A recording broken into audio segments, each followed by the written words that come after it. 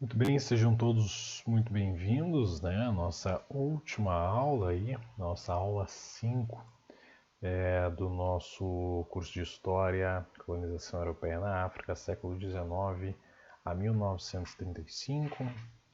Sou Pedro Vinícius Francisco Reisdorfer, autor desse curso, né? Aluno do Centro Universitário Uninter, né? Quem está assistindo somente essa aula, né, e não chegou a ver ali a descrição do vídeo, esse curso aí faz parte do meu estágio de extensão aí, do Centro Universitário Internacional Uninter. Então tenham todos aí uma boa aula, a nossa aula 5 e a nossa temática é impactos da colonização, né, impactos da colonização na África. Os assuntos abordados então, repercussões sociais da dominação colonial, demografia, modernizações, né, para diminuição da mortalidade, novas estruturas sociais, mobilidade social, né, cultura, implicações das ações dos missionários cristãos, religião tradicional, educação e demais impactos, né? A demografia, né, tomando como base aí repercussões sociais da dominação colonial, né, aspectos demográficos da nossa base de estudos aí, né, do História da África, né, volume 2, 1980 a 1935, capítulo 18, né, John Charles Cadwell, que a gente citou já bastante nas outras aulas. Ele fala bastante sobre o aumento demográfico, né, muito devido ao controle da mortalidade, que a gente vai falar um pouco isso depois, o progresso na área da medicina, entre outros fatores, né. Então, um pouco sobre as curas de doenças africanas que assolavam a população, né. Em 1935, administrações europeias controlavam quase todo o continente. Em meio século, graças aos progressos médicos, né, científicos europeus, a medicina conseguiu dominar e curar as principais doenças que assolavam as populações da África, né, cujas causas eram até então ignoradas. Né. Com efeito, foi pelo final do período que as sulfâmidas e os medicamentos derivados deram início à era da quimioterapia, né, etapa sanitária decisiva para o continente africano, né, citando Cadwell. Na maioria dos países africanos não havia qualquer contagem séria para este período e certos censos sequer mereciam tal nome. Então, realmente, essa questão demográfica, né, eu vou falar sobre assuntos, sobre números extremamente corretos, porque, como relata Cadwell, não tinha uma contagem séria, né, existia essa parte do censo, ela era bem complicada. Embora não se tenha então dados concretos que comprovam, né, os números de habitantes antes e após a colonização, o fim do tráfico de escravos, né, no início do século XIX, com certeza resultou processo, né, no início do século XIX, e durante esse período da colonização, né, justamente pós-partilha de 1885, resultou em um crescimento demográfico africano, né, porém, temos que considerar a mortalidade dos conflitos internos, as rebeliões, as resistências africanas, a fome, né, doenças, a Grande Guerra, bem como um número elevado de órfãos, né, resultantes de tanto conflito, né, a participação, né, dos africanos na Primeira Guerra Mundial. Bem, o fluxo populacional e as migrações, né. 55 anos de colonização conheceram um fluxo da população que iria determinar e modelar as futuras estruturas da África moderna. O acréscimo de 45 milhões de pessoas significa que nem todos podiam ocupar exatamente o mesmo espaço de seus antepassados, acelerando-se, portanto, a migração para as terras não habitadas. Muito significativamente, desde os anos de 1890, na África Ocidental, um pouco antes do sul da África, um pouco depois da África Oriental, né, os trabalhadores migrantes começaram a procurar trabalho remunerado a grande distância. De início, né, a necessidade de pagar o imposto os obrigava a isso, mas posteriormente o desejo de consumir e de ir para lugares distantes tornou-se mais forte. A duração das migrações unicamente sazonais, né, nos primeiros tempos acabou por se prolongar cada vez mais. No final da década de 1920, cerca de 200 mil indivíduos deixavam todos os anos a savana e emigravam para a Costa de Ouro ou para a Nigéria. Né, sendo Cadwell. Por volta de 1935, né, a África tinha superado vitoriosamente o trauma demográfico provocado pela colonização europeia. A taxa de natalidade ultrapassava de longe a de mortalidade em várias regiões, sobretudo nas cidades de expansão, né, a vida se tornava menos precária. Evidentemente, as taxas de mortalidade continuavam muito elevadas. Né? Para o conjunto da África, né, a taxa de mortalidade excedia claramente 30 mil e a expectativa de vida ao nascer mal passava dos 30, né? Mas foram as doenças tropicais, antes de qualquer outro fator, que limitaram, né, o afluxo de colonos e impediram a África de transformar-se em uma América Latina. Mesmo assim, né, a população branca do continente africano multiplicou-se por 30. De 25 mil indivíduos, aí há números talvez próximos, né? A gente não vai falar aqui de exatidão. De 25 mil indivíduos em 1800, né, vivendo no Cabo, na sua maioria, para 750 mil em 1880.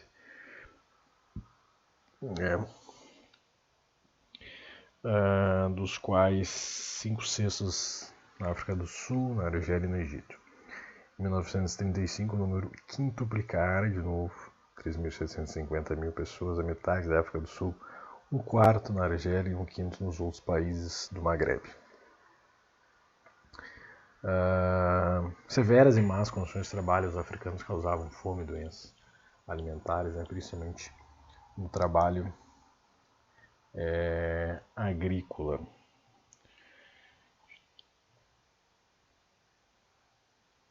Então, falando um pouco sobre as modernizações, né, para a diminuição de mortalidade.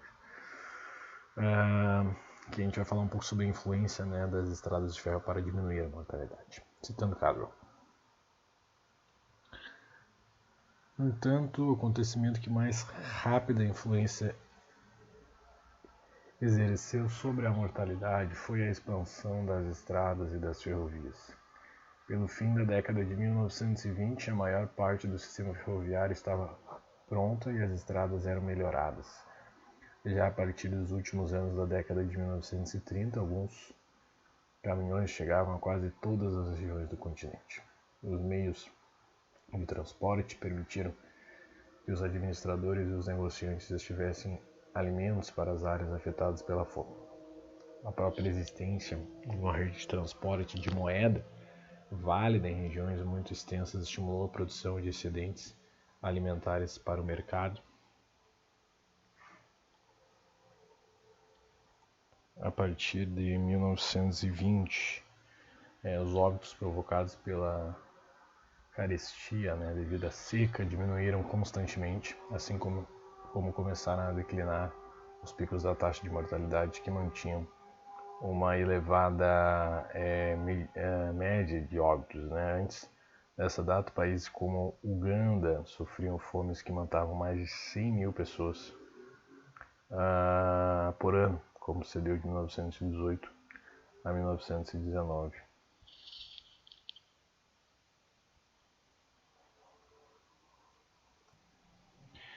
Medicina ajudou na mortalidade?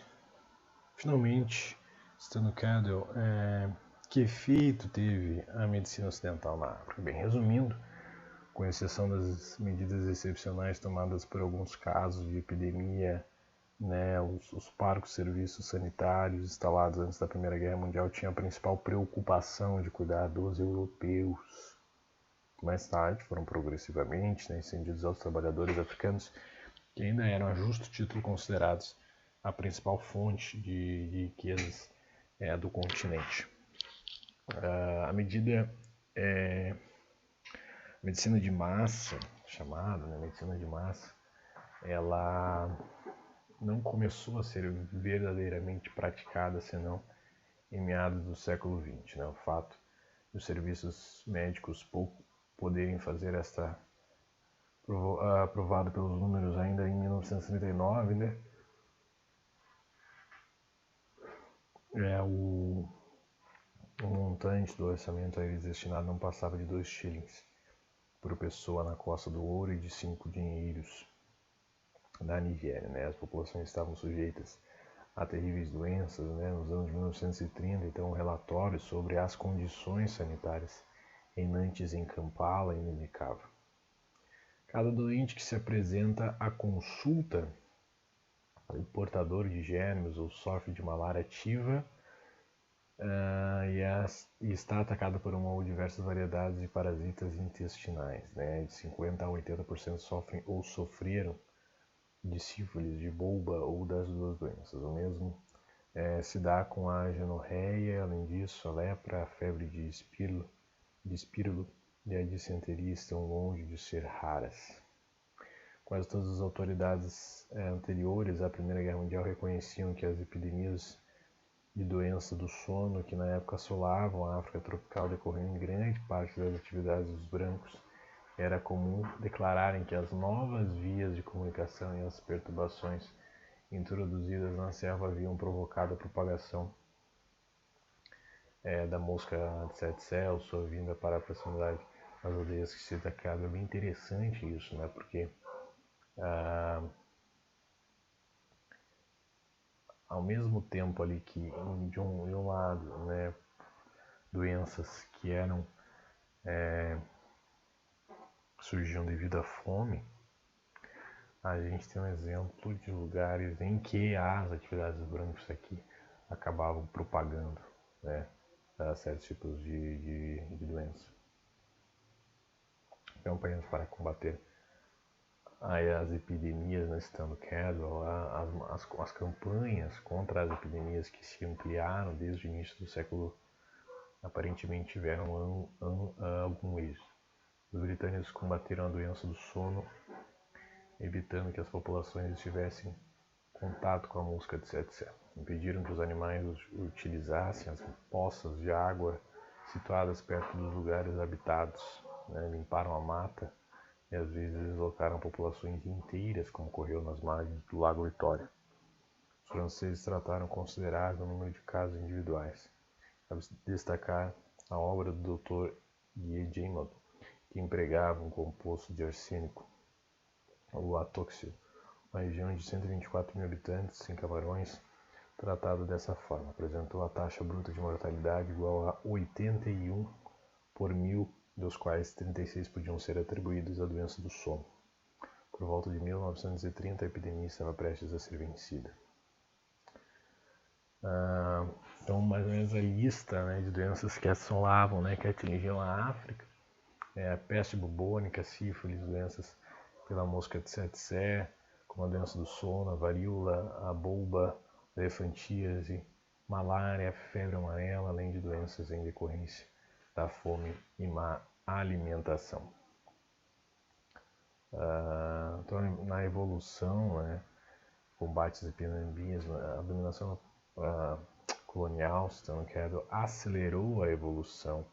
Né? Em resumo, certamente no final do nosso do período da colonização, ela ajudou a reduzir os picos de mortalidade, né? Melhorando e desenvolvendo a importação e a aplicação das técnicas modernas de combate às epidemias, criando uma rede de transportes que permitiu a distribuição de alimentos pelas zonas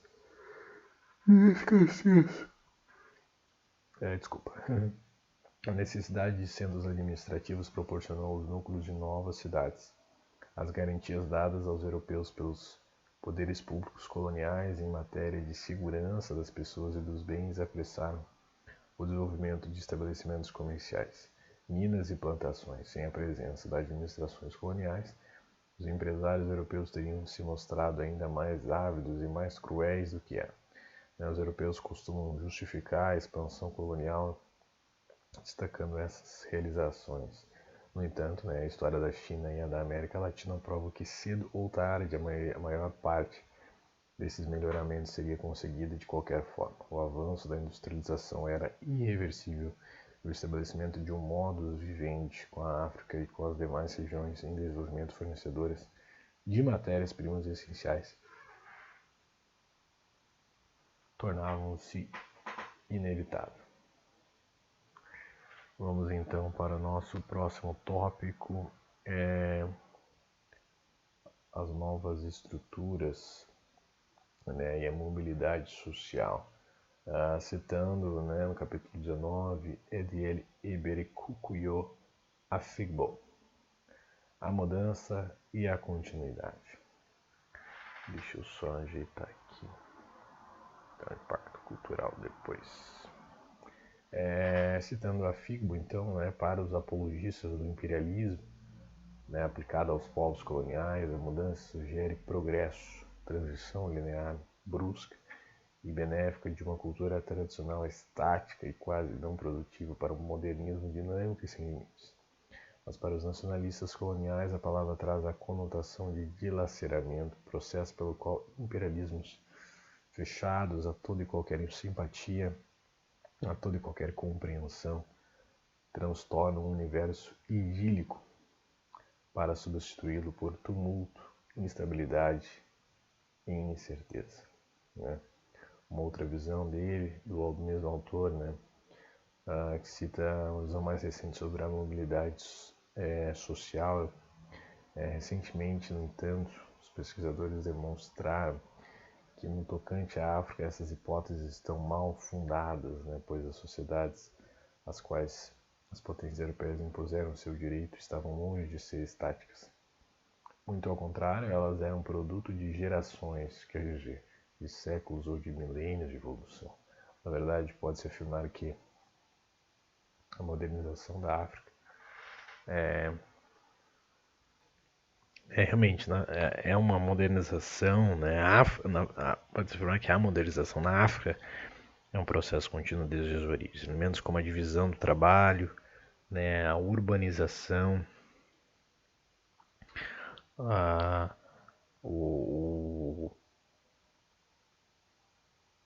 mobilidade social, ou seja, as migrações de mão de obra habitualmente associadas à modernização já estavam em ação na África pré-colonial, né, citando a Figbo.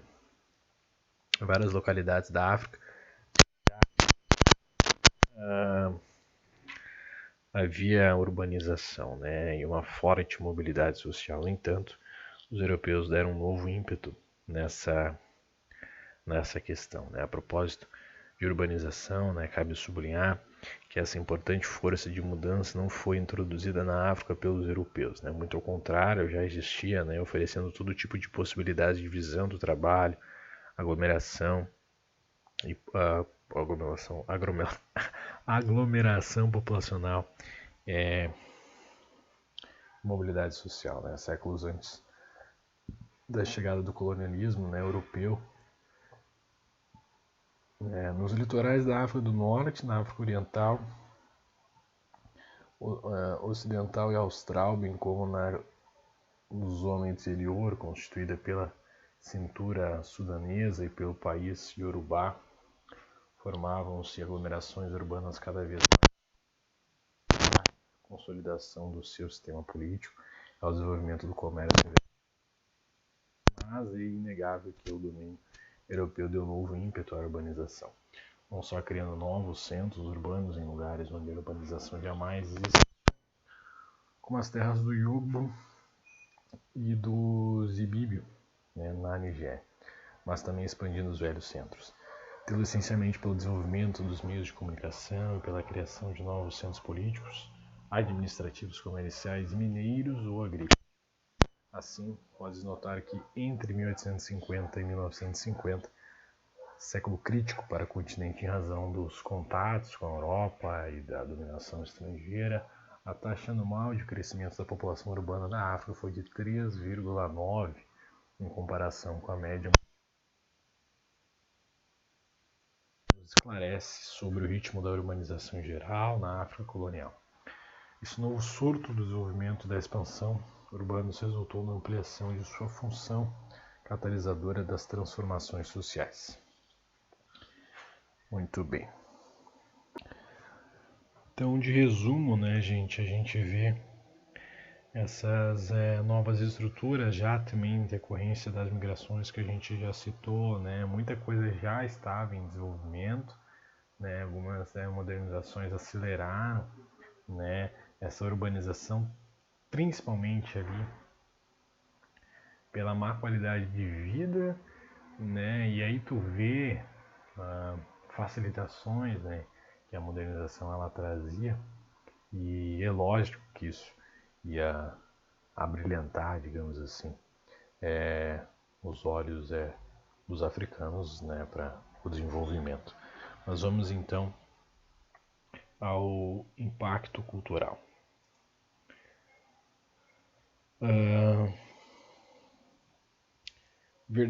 Variedade de transformações resultaram, né? De resto, a polarização, né, tradicional moderno, né, com todas as implicações de conflitos de incompatibilidade, não pode aplicar-se a todo o espectro das precárias transformações da era colonial, né? As culturas africanas desenvolveram toda uma gama de variadas reações às inovações ocidentais. Não apenas certos costumes e crenças foram rejeitados e modificados, como outros foram conservados por algum segmento da sociedade, enquanto novas soluções se impunham a outro segmento. Né, citando a Figbo. Todas as citações de hoje, né, seguidas agora, elas são de a Figbo.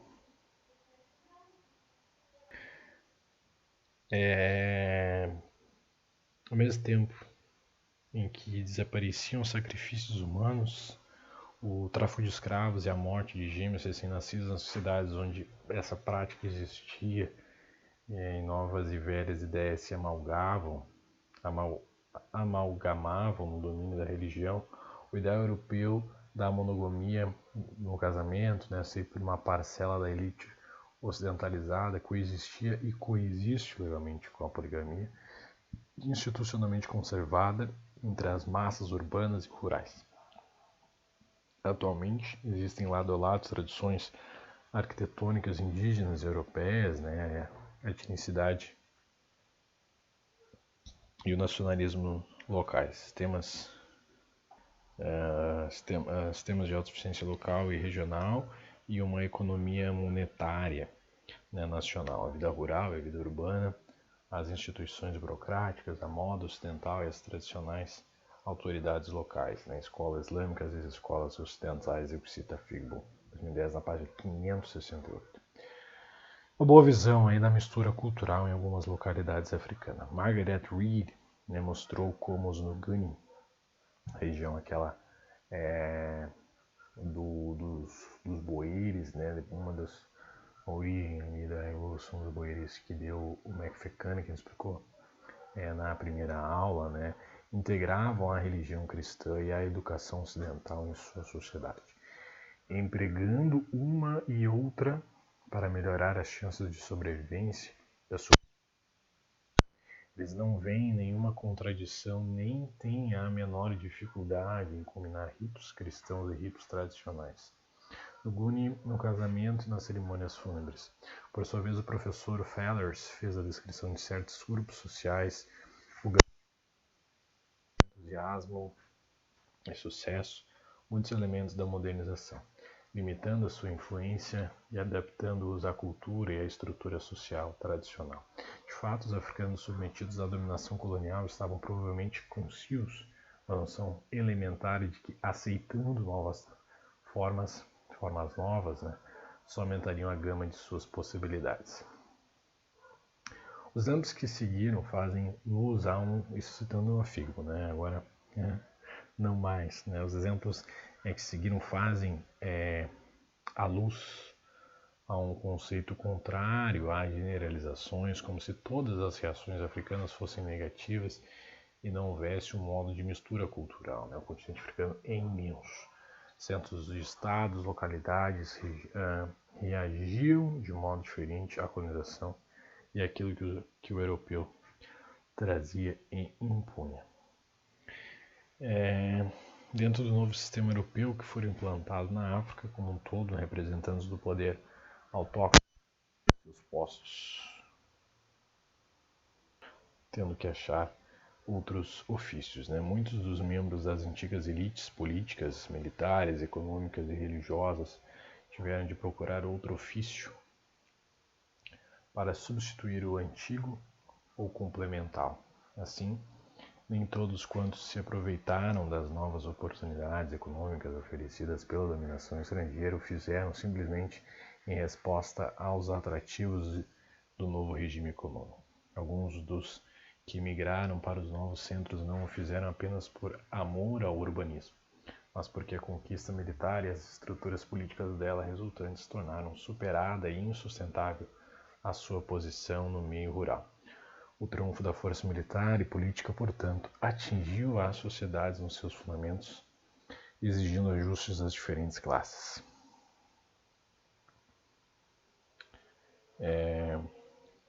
Novas estruturas sociais, consequência social mais perceptível da dominação estrangeira se deu na esfera política dos estados africanos. Nessa situação, veremos que até a comunicação de vizinhos fora perdida, a comunicação essa que marcava a relação entre povos aparentados, então citando uma citação bem grande para a gente entender essa dinâmica. Entre as consequências sociais da dominação estrangeira sobre as sociedades africanas, a mais imediatamente perceptível era a consequência política.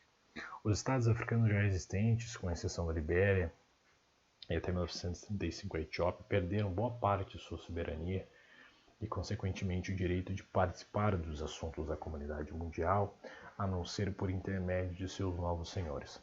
Mesmo o direito de se comunicar com os vizinhos africanos, salvo ao nível mais rudimentar e oficioso, ficava severamente limitado quando os vizinhos se encontravam do outro lado da fronteirica de uma colônia. Desse modo, os Efik da Nigéria foram separados de seus mercados tradicionais em Camarões. Os Yoruba viram-se impedidos de intervir direta e abertamente nos acontecimentos verificados no Dahomey, atual Benin, outrora parte integrante de seu famoso império, e os Bakongo de Angola não podiam mais manter contato com as populações que lhes eram aparentadas, tanto no Gabão como no Congo francês. Além disso, a dominação estrangeira transformou e racionalizou o mapa político da África, onde antigamente embrincavam-se inúmeros estados e comunidades soberanas, com limites flutuantes e por vezes bastante tênues. Passou a haver apenas algumas dezenas de colônias com fronteiras fixas e bem delimitadas. Em convenções e tratados internacionais sobre fronteiras, tentou-se levar em consideração as zonas políticas pré-existentes. No entanto, outras considerações, como as pretensões de potências rivais, miragem das fronteiras naturais, montanhas e rios, os meridianos e paralelos sobrepujaram as aspirações africanas. O resultado foi que populações estreitamente aparentadas e antes unidas no plano político acabaram por vezes separadas pela fronteira estabelecida. A integridade ética fora de modo geral deixada de lado nas ocupações imperiais. A pretensão das potências europeias não levava em conta a história dos territórios que ocupavam, logo teriam uma consequência. Citando a Figo, o Califado de Sokoto e o Império de Borno perderam vastos territórios antes da fixação das fronteiras da colônia e do protetorado da Nigéria.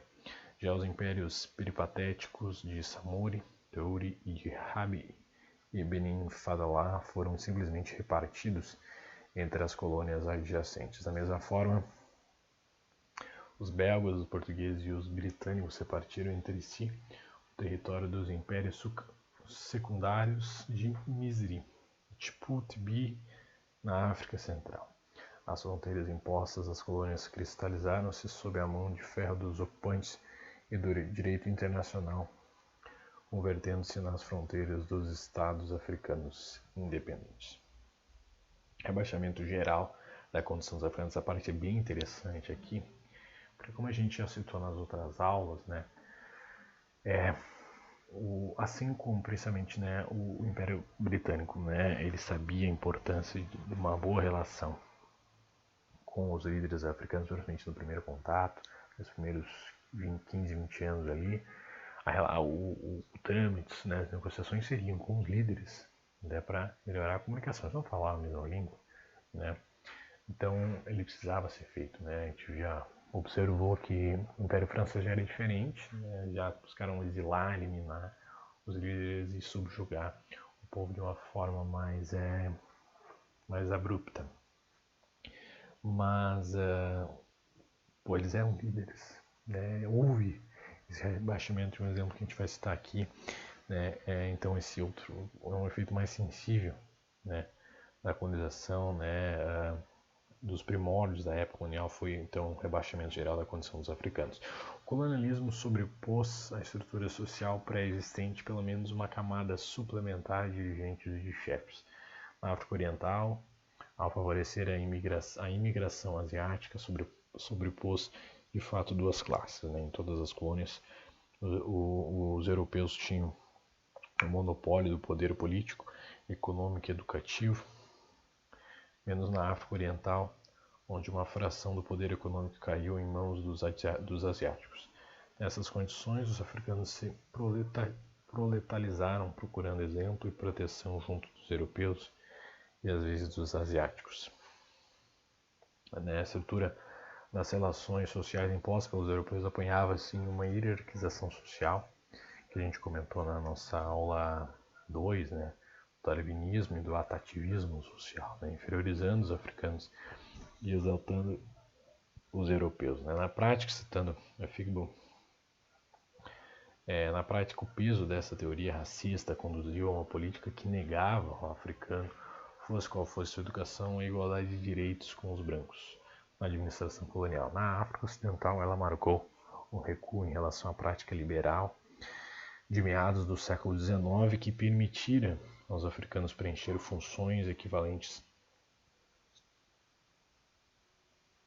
à dos europeus. A teoria também levou à adoção de uma política de segregação dos africanos e dos europeus nas áreas urbanas. Havia não somente bairros reservados aos europeus, mas também hospitais europeus, clubes europeus, etc. Diferentes daqueles criados especialmente para os africanos. Isso foi responsável por incutir nos africanos um sentimento de inferioridade, a tendência a perder a confiança em si mesmo, em seu futuro, ou seja, um estado de espírito que frequentemente favorecia a imitação pura e simples dos costumes europeus. Felizmente, alguns bandeirantes do africanismo irritaram-se tanto com o estado de coisas que acabaram por contestar toda a fachada social e ideológica do colonialismo, com base em fatos históricos e religiosos. Desse modo, abriram a via ao pensamento nacionalista radical do período posterior à Segunda Guerra Mundial. Cabe ressaltar ainda que, embora as estruturas sociais que os europeus impuseram eram racistas, o domínio estrangeiro europeu operou algumas modificações nas estruturas tradicionais da África. O pré-colonialismo, a oportunidade para subir na escala social africana, era quase impossível, pois as maiores posições das sociedades eram hereditárias. Não se levava muito em conta o progresso individual. Ao proclamar a igualdade de todos perante a lei, embora isso não era respeitado, oportunidades futuras de evoluir individualmente se fez luz aos africanos. E então, as associações étnicas foram em diversas regiões criadas, organizações de caráter social, clubes de futebol, escoteiros, moças guias, sociedades de debate, associações étnicas, de aldeias, clãs, recém-chegados, prolongamento urbano da etnicidade rural, sindicatos em função de negociações econômicas coletivas. Para finalizar essa parte,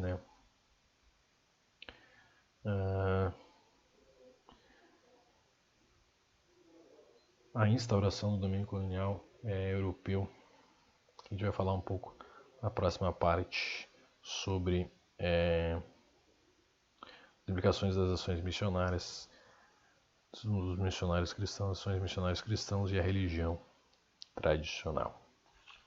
Muito bem, então, sobre as implicações das ações dos missionários cristãos da religião tradicional. A religião na África, durante a época colonial, por Kofi Ezeri Opoku.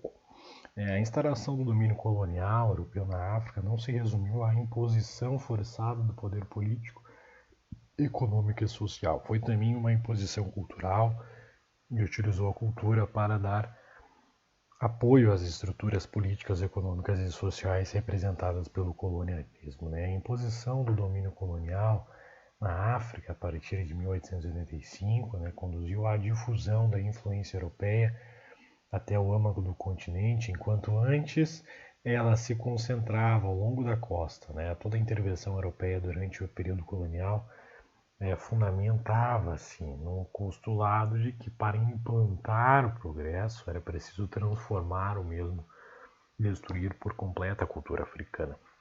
Eu não estou tentando generalizar, isso era em todas as regiões, mas nessa questão era na maioria sim. Como a cultura africana estava intimamente ligada à religião, é fácil perceber que a política colonial europeia podia chocar-se violentamente com os princípios da religião tradicional, que constituíam as próprias bases da sociedade africana. Desde o início, a religião tradicional viu-se submetida ao desafio da sobrevivência e da necessidade de se fortalecer, ou pouco. Após essa citação, que deve estar no artigo, que eu vou... Interessante, eu vou... Toda essa... As 5 aulas, a parte sucinta e tal, ela vai ser o fruto dessas 5 aulas aí, vai ser um artigo que ainda vou publicar. Muito bem, o fato de algumas localidades abraçarem a fé cristã e seus empreendimentos, ela não quer dizer então que não houve essa deturpação cultural. Se fosse um consentimento natural, chefes e líderes dos territórios africanos não resistiriam, que não foi o caso. Na perda dos conflitos, não restava outra opção a não ser abraçar a fé dos vitoriosos, isso que tem a ver. Por mais que como eu já citei ali, por mais que havia o abraçar da fé cristã, mesmo dentro da religião ela tradicional, às vezes era a única escolha. Ou tu aceitava, ou tu morria, ou tu se adaptava, ou tu se adaptava. Então é interessante isso, observação sobre então o que implicava a obra do cristianismo nos territórios africanos. Citando a Figbo.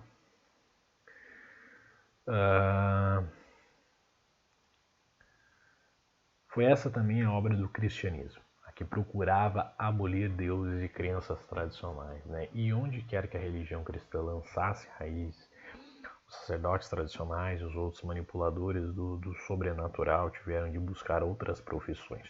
Os escravos ganharam liberdade, forçando aqueles que até então dependiam do trabalho servil a trabalhar pelas próprias mãos ou a procurar trabalhadores assalariados.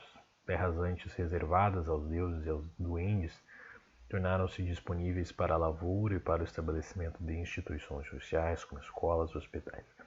As jovens gerações foram para a escola ou aprenderam novas técnicas que as qualificavam para empregos na administração, no comércio ou nas missões. E como a maior parte desses empregos era oferecida nas cidades, a conversão ao cristianismo podia de fato incitar a viver nas zonas urbanizadas.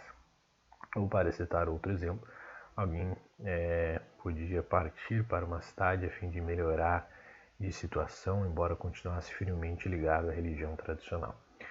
Com o tempo, no entanto, a separação física dos lugares de culto e dos ritos religiosos da família, bem como as pressões sociais e psicológicas do novo ambiente, acabavam por transformar o indivíduo numa espécie de cristão. Seria possível multiplicar esse tipo de exemplo. Segundo pouco, o que a maioria dos missionários coloniais buscaram era enraizar na sociedade africana uma nova cultura ocidental moldada pelo cristianismo, mas logo velhas tradições religiosas precisavam ser esquecidas. Porém, por mais que as tradições africanas envolviam costumes totalmente diferentes dos europeus, como sacrifícios, feitiçaria, variados rituais, crenças em espíritos, forças sobrenaturais de deuses. Elas faziam parte da sociedade africana como um todo, com exceção dos diversos territórios que a cultura muçulmana já havia se enraizado, e eram muitos. O que se estava em jogo com as ações, né, dos missionários era um ataque aos costumes ditos pagãos, enfraquecido,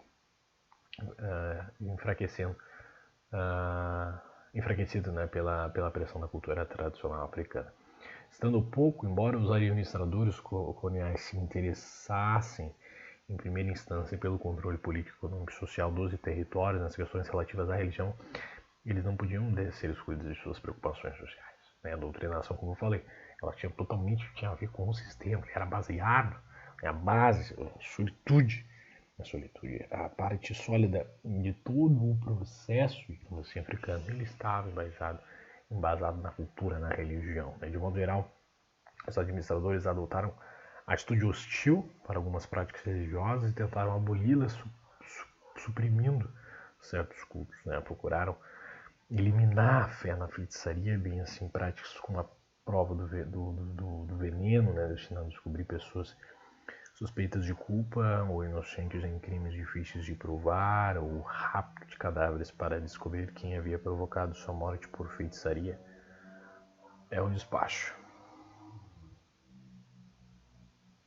De maneira geral, pode-se dizer que as missões cristãs na África eram as aliadas e o complemento do imperialismo europeu.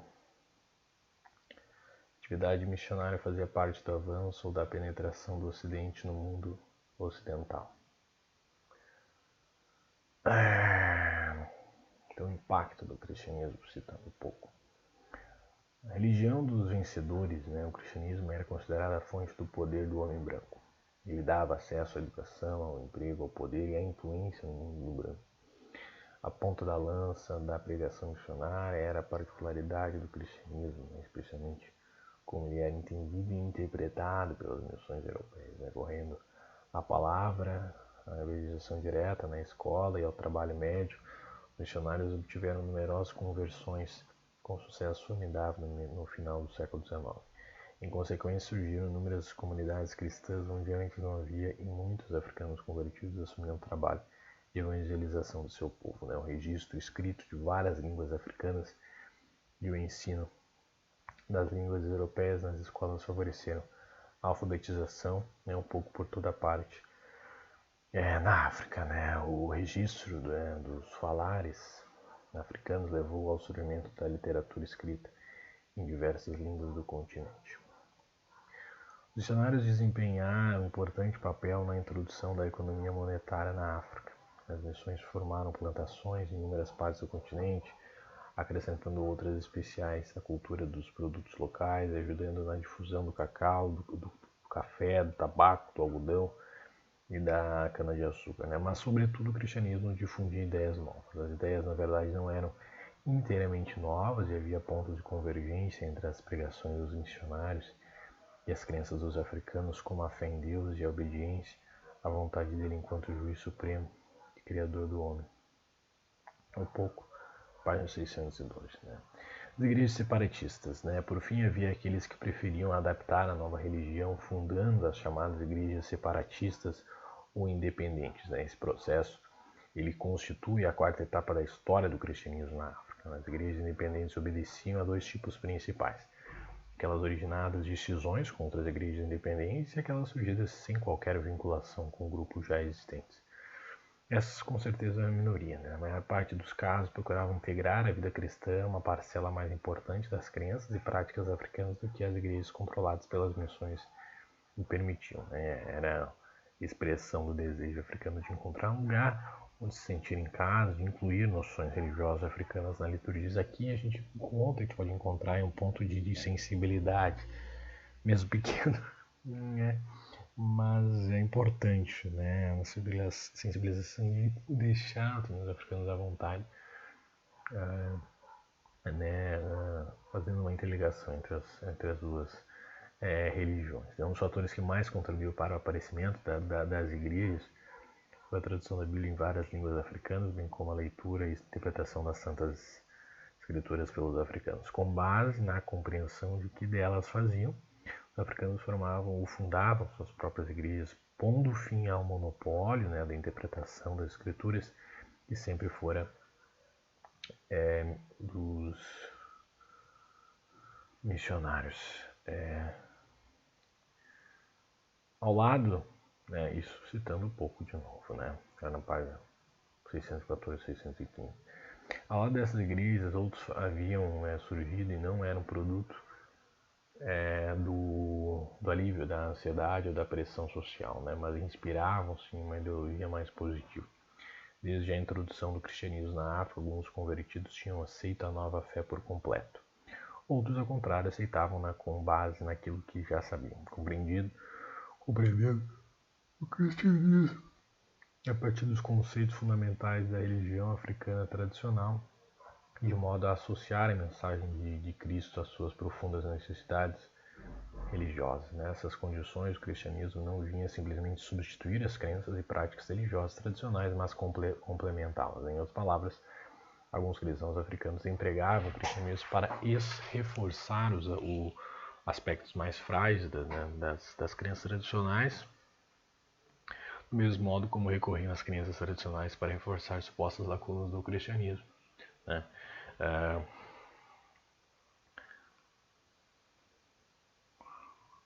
Assim chegaram ao que sinceramente acreditavam ser uma religião repleta de sentido, podendo esse cristianismo ser considerado como uma expressão do modo de ser religioso africano, que ficou conhecido como cristianismo africano, o pouco.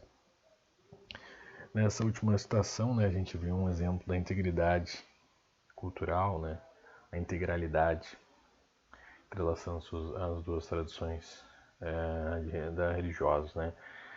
Bem interessante, citação de Opoku. A expressão institucional da religião tradicional foi muito afetada pela nova ordem, mas sua visão de modo perdurou mesmo entre os africanos que fizeram a profissão de fé cristã e islâmica. A existência do pluralismo religioso então gerou rivalidades e até conflitos em várias partes da África, mas ao mesmo tempo possibilitou um diálogo interconfessional.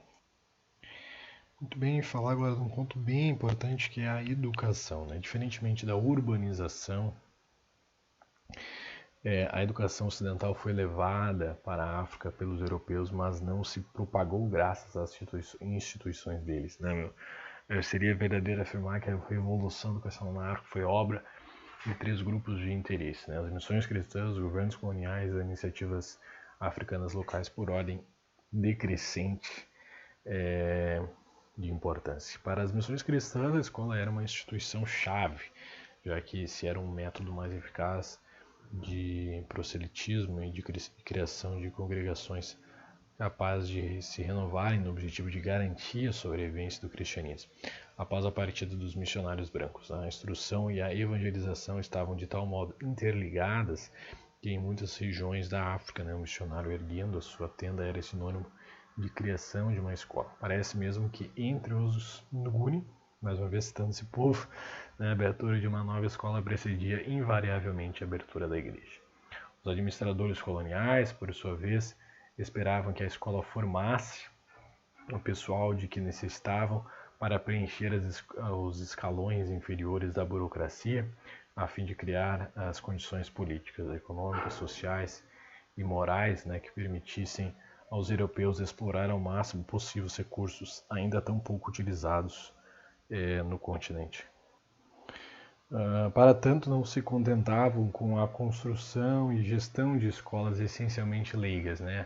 Através de subvenções, também apoiavam o esforço educacional das missões. Além disso, as estruturas políticas por eles estabelecidas permitiam às missões penetrar no coração do continente, sem recear pela segurança de seus agentes. As escolas oficiais leigas eram necessárias principalmente para a extensão da educação ocidental a numerosas regiões islamizadas da África, onde eram temidas violentas reações muçulmanas caso não se concordasse em limitar a atividade missionária.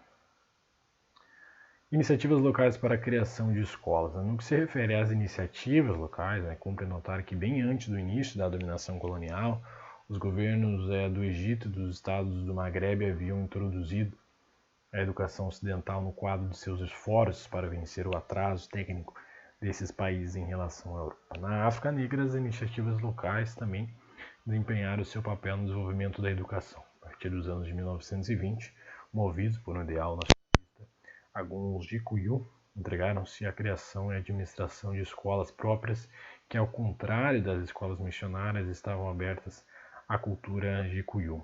Em Uganda, no sul da Nigéria, os dirigentes locais e os anciãos uniram seus esforços aos da administração colonial ou das missões para criar escolas. E também os membros da nova elite criaram e fizeram funcionar escolas independentes da administração colonial e das missões. Alfabetização. Um dos fatos mais importantes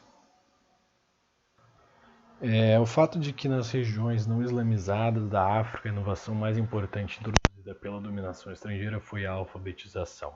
Mesmo nas regiões muçulmanas, a introdução do alfabeto latino deu um novo impulso ao ensino religioso para muitos novos africanos. A alfabetização foi uma nova mística, muito procurada por si mesma e a todo preço, já que parecia abrir caminho para as riquezas do mundo moderno, quando conhecem o poder, a autoridade e a influência que a primeira geração de empregados, intérpretes, professores indígenas exerceu, podemos fazer a ideia da mágica atração que a palavra escrita teve para tantos africanos.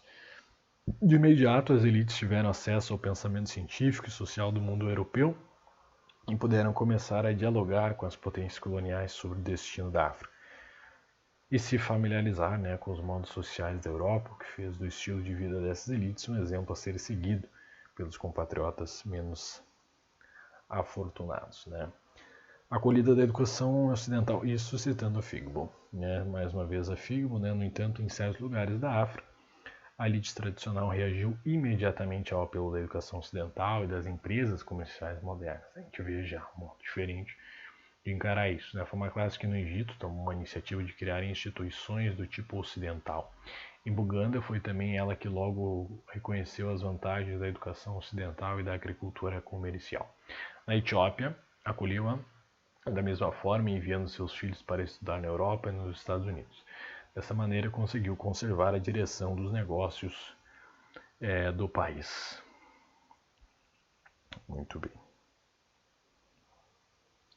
Bem, nosso último tópico, os demais impactos, sistemas administrativos não eram orgânicos, Citando a Figbo, apesar de tudo, verificamos que, salvo provavelmente nos Emirados Muçulmanos do Norte da Nigéria, a união dos sistemas administrativos europeus e autóctones jamais foi orgânica, de modo que em certos domínios da vida de uma colônia, os dois sistemas podiam muito bem funcionar harmoniosamente, ao passo que em outros agiam com independência e por vezes com objetivos contrários, Sobre o surgimento de novas classes devido a facilidades de participação no comércio e agricultura, citando a Figbo, foi de certo modo devido a essa diversidade de qualificações e de origens que se tornou difícil definir com precisão a nova elite da África colonial.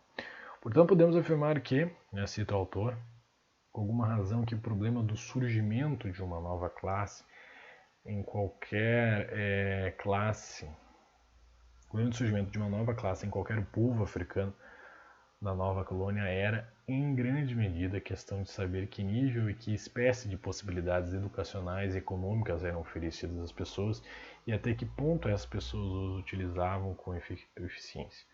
Todos os estudos até agora realizados sugerem que as regiões ou colônias que assistiram aos esforços mais intensivos para a difusão da educação ocidental e que ofereceram aos africanos maiores facilidades de participação no comércio e na agricultura industrial forneceram o maior número de membros da elite. Citando a Figbo, mas a imposição do domínio colonial e a concomitante aplicação de políticas raciais nada liberais opuseram todos os gêneros de obstáculos contra a participação dos africanos no ensino e no comércio. As regiões em que a política liberal não estava firmemente implantada, desde antes do advento do domínio estrangeiro, viram-se, portanto, bastante desfavorecidas. As potências coloniais desconfiavam da nova elite africana e procuravam limitar-lhe o crescimento, freando, o desenvolvimento das escolas. Os que chegavam eram desencorajados de conseguir o diploma, negando-se-lhes trabalho à altura de uma competência na administração colonial. A liberdade de se participar, das novas empresas comerciais também lhes foi reduzida, no mínimo, cita a Figner. Impacto, então, da nova força da evolução em locais com poucos colonos, citando Figner de novo, a presença ou ausência de colonos brancos igualmente importante para explicar o desigual impacto das forças da evolução. Isso aqui é um pouco de reflexo também do fato de que na última aula a gente falou que as elites africanas tiveram uma oportunidade de tomar as administrações devido aos administradores europeus terem que lutar na Europa. Então teve isso, mas foi uma coisa sem querer. É uma coisa que, teve que ser feita. Mas isso logo que acabou já foi deixado de lado. Na África Ocidental havia poucos colonos europeus, o que até certo ponto explica a rapidez dos progressos realizados pelos africanos ocidentais em matéria de educação e de economia, mas eles constituíam multidão na Argélia, no Quênia, nas Rodésias e na África do Sul. No Congo belga, onde havia menos colonos europeus, o reinado das companhias era tão pouco liberal e tão debilitante quanto a influência dos colonos.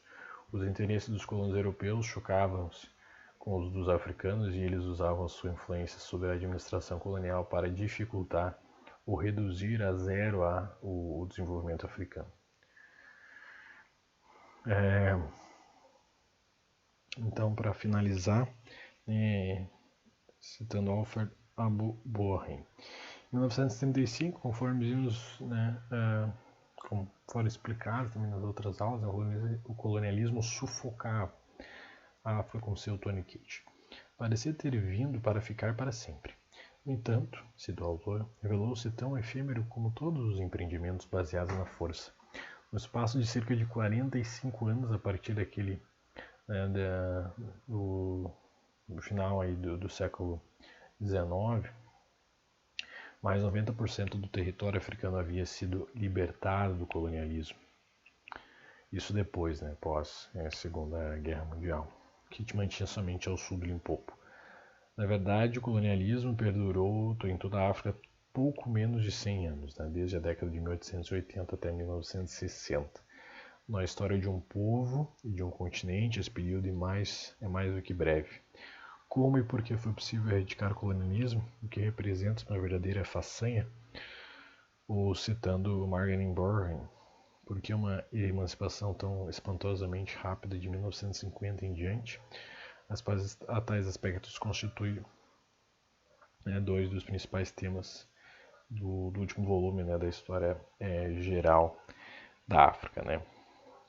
Visão positiva e variantes da influência colonial. A Lodge, por exemplo, não hesita em afirmar o caráter positivo da influência colonial. Ele diz: é fácil questionar hoje a lentidão do desenvolvimento econômico durante os 50 anos de dominação colonial.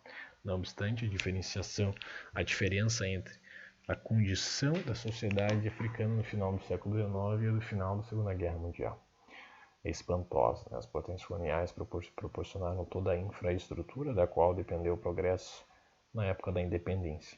Aparelho administrativo, aliás, eficiente, que alcançava as aldeias mais remotas, uma rede de estradas e ferrovias, serviços básicos em matéria de saldo de educação, as exportações de matérias-primas trouxeram considerável riqueza aos povos da África.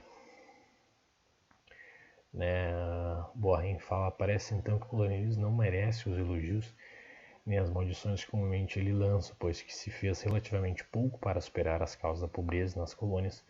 Não foi ele quem criou essa pobreza. O Império teve importantíssimos efeitos econômicos, alguns bons, outros maus. Acho que é isso, gente.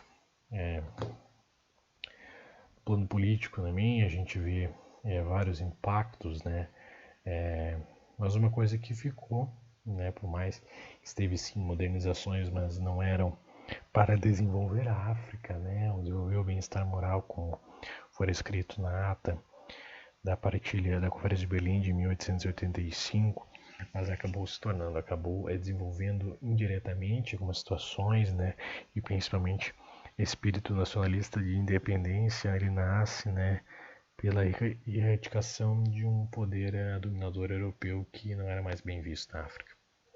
E acabou tornando a África, né, um país, um continente subdesenvolvido, porque foi o fora alargado, né? Ele foi sugado nos materiais, nos recursos naturais e depois fora meio que largado.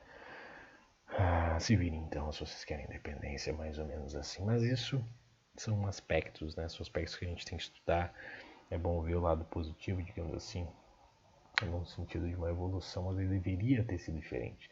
Como foi, já ressaltei nas outras aulas, né? Vários estados eles queriam desenvolvimento, queriam relação com a Europa, mas não de modo a subjugá-los, né? A tratá-los com inferioridade. Mas não foi o que aconteceu. Então essa é a nossa aula 5. Muito obrigado pela atenção durante as 5 aulas.